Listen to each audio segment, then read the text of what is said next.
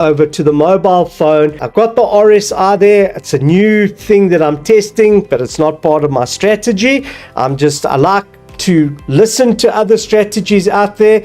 I'm not too cool for school.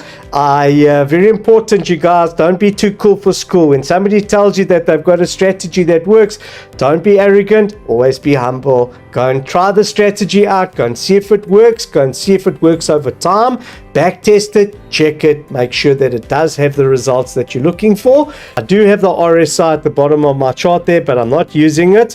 It doesn't fit in with my trading strategy at the moment.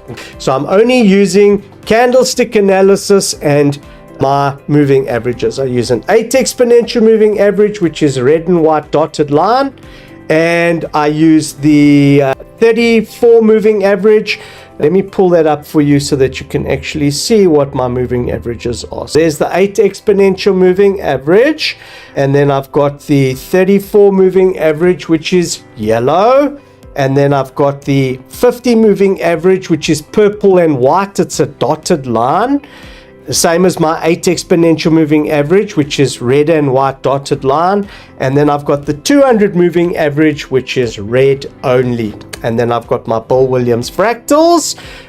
My styles are always 4 pixels so that I can see them nicely on my chart.